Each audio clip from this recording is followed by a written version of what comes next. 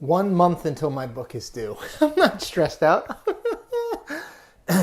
Earlier this month, the U.S. House did something very interesting. They passed, as part of a much broader bill, a provision that would encourage more sharing of reports of sightings and encounters with unidentified aerial phenomena, aka UFOs. The measure also offered total amnesty to any past or current military member who offers up information about UAPs, that's unidentified aerial phenomenon. That's what we call them now, UAPs. Wisconsin Republican Congressman Mike Gallagher, who helped push the provision along with Arizona Democratic Rep. Ruben Gallego, said that his, quote, primary interest is to ensure that our military and intelligence community are armed with the best possible information, capital, and scientific resources to defeat our enemies and maintain military and technology superiority, end quote. The measure and the larger bill now heads to the Senate, which has to approve it before President Joe Biden can sign it into law. So nothing's done just yet. I've learned that lesson over the years. But the House's decision to make the reporting of UAP sightings much easier and much less stigmatized is the latest in a series of moves that suggest that Congress is finally taking the issue of crafts of unknown origins more seriously. The rethinking of our approach to UAPs actually began in earnest in April 2020. That's when the Pentagon released 3 short videos documenting UAPs in flight. It's rotating. As CNN wrote at the time of those videos, quote, the videos show what appear to be unidentified flying objects rapidly moving while recorded by infrared cameras. 2 of the videos contain service members reacting in awe at how quickly the objects are moving. One voice speculates that it could be a drone, end quote.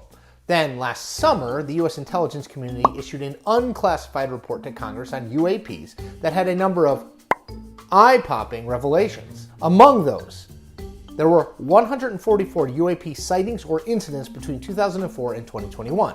And that number is probably artificially low because of the stigma associated with reporting UAPs in the past. And in 18 incidents, quote, observers reported unusual UAP movement patterns or flight characteristics. Some UAP appear to remain stationary in winds aloft, move against the wind, maneuver abruptly, or move at considerable speed without discernible means of propulsion, end quote, which is really, really interesting.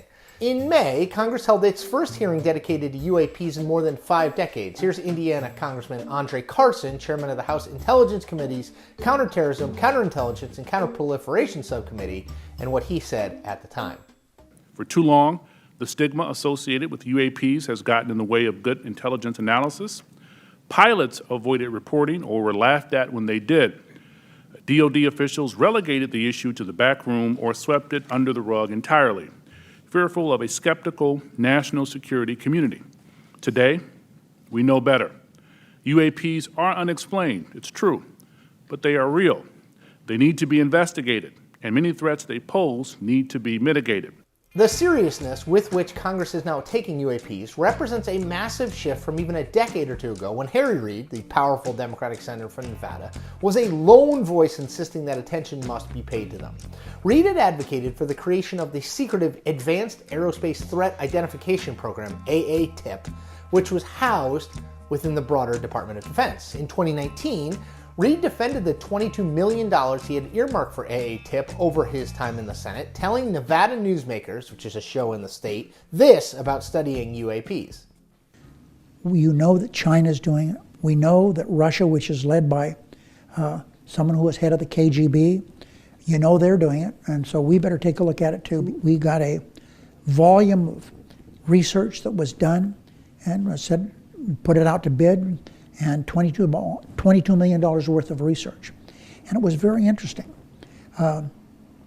because it showed that not 2 people, 4 people, 6 people, 20 people, but hundreds and hundreds of people have seen these things, sometimes all at the same time. Earlier that same year, Reid was blunt about his interest on Nevada Public Radio. I personally don't know if there exists little green men other places. I kind of doubt that, but I do believe that the information we have indicates that we should do a lot more study. Reid died in late 2021 before he could see the rest of Congress take action on the mystery and potential threat these UAPs represent. But Congress has clearly woken up to the fact that UAPs aren't really about aliens necessarily, but more about the national security threat posed by objects flying in our airspace that we can neither identify nor explain, which is progress. And that is the point. We make new point episodes every Tuesday and Thursday. Check them all out.